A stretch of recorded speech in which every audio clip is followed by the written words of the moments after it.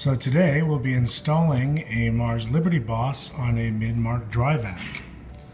This office doesn't currently have an amalgam separator. Down there you'll see the inlet from the operatories, and this long hose snakes to the inlet of the pump. Our first task is to determine where to install the LibertyBOSS. I've made the decision to install it here. I didn't want to block the pump, even though the amalgam separator is going to have quick connects on it.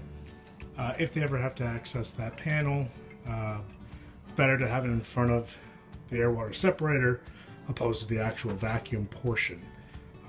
Plus the LibertyBOSS fits just nicely underneath this lip, tucks up right next against to the air-water separator, but still allows access to the ball valve down below if anything needs to be done. Now the next task is to remove the inlet hose off the pump. Since the attachment down there is kind of hard to reach, I'm just going to use this hose for the inlet of the LibertyBOSS and use a new hose for the outlet as it's easier to reach.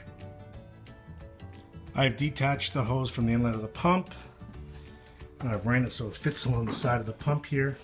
Now what I'm going to do is I want to attach this quick connect to the inlet of the LibertyBOSS and then determine how much hose I need to cut off to reach there. So I've Teflon taped this barb fitting and I put it into the nipple end of the quick connect. I'm going to now insert it into my quick connect, close the arms, making sure that the rings here don't get tucked underneath, and locking that in place. I'm going to position the LibertyBOSS to where I want to put it. I'm going to take this hose from the inlet of the chairs, coming out of the ground down there, and we're going to determine how much we need to cut off there. So you want to give yourself a couple of inches, at least 1 inch of extra hose for slack, for movement. And then once you cut that, you're going to slide it onto the barb fitting, clamp it with a hose clamp, and your inlet is done. So we're going to do that now. So the hose is cut to the length I need it to be. I've slid a hose clamp on there before I put it on the barb fitting. And there's two simple ways that I'm going to show you to slide this hose onto this barb without having to fight.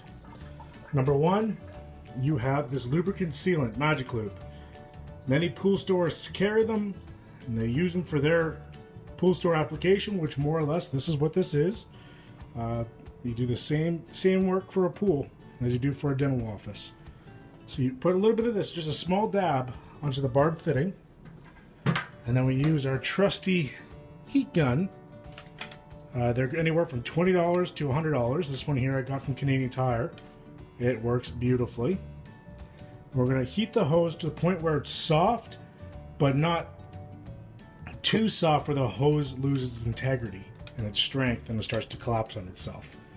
It's a fine line, so it's best to heat, then test it, and if you have to heat some more, so be it. It's better than overheating. So that's what we're going to do now. We're going to heat the hose and slide it onto the barb fitting. Our next step is we're going to use our heat gun to heat the hose and then slide onto the barb fitting. I've already put the lubricant on the barb fitting, so we just got to heat the hose and slide her on.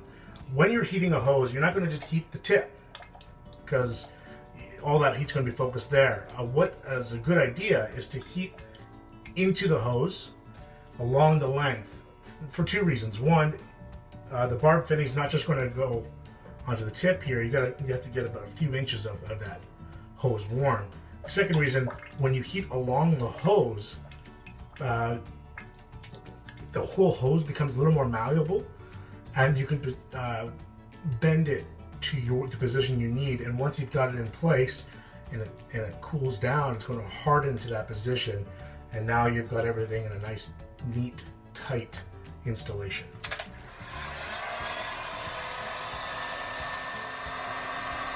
So I'm not just holding in one position. For a while I'm going to hold it here, and then I'm going to hold it up to the top and the side. And what we're doing is heating the entire hose and not just one spot of it. And then periodically I'm going to pinch the end of the hose to check how soft it's gotten.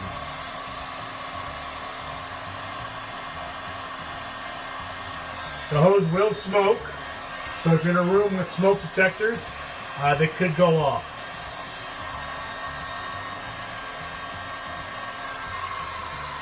There we go. So you see how it used to be rigid and now it's a little softer?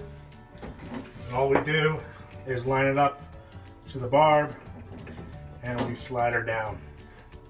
And there we have it. It's nice and tight.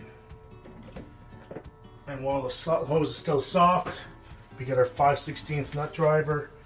We slide our hose clamp in place and clamp it where the hose meets the barb fitting. And you want to put that hose all the way down on the barb fitting. You don't want it halfway down. This way you ensure a perfect seal.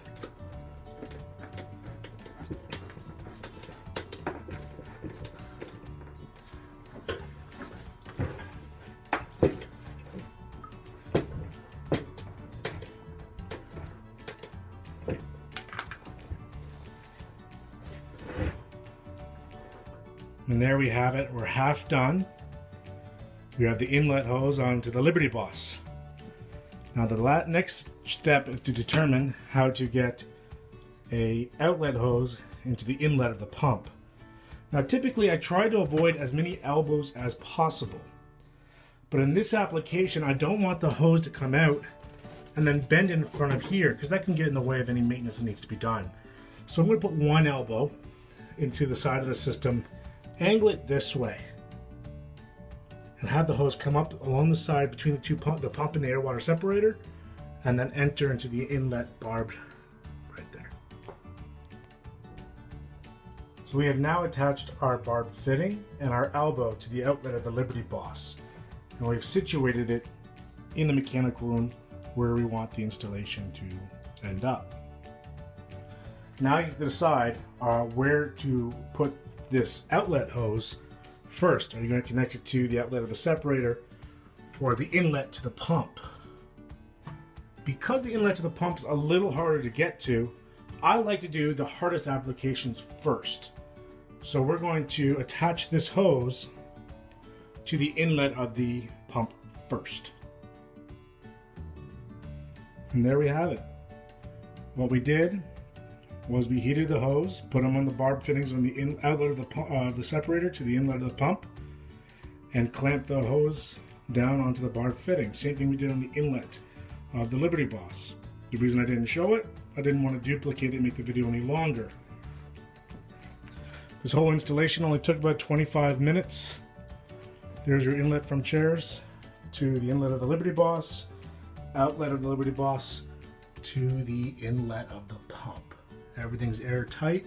So how do we check that? Is we turn the pump on and we put our hands on the joints and look for any air loss. So every joint that you've touched, so here's one, here's one, here's one, and then on the outlet you just put your hand over every top. If you don't hear any hissing or any kind of air loss, your installation is tight. You can run some water, maybe about a gallon of water, to do a test, but other than that, if it's airtight, no leaks, you just installed your LibertyBOSS.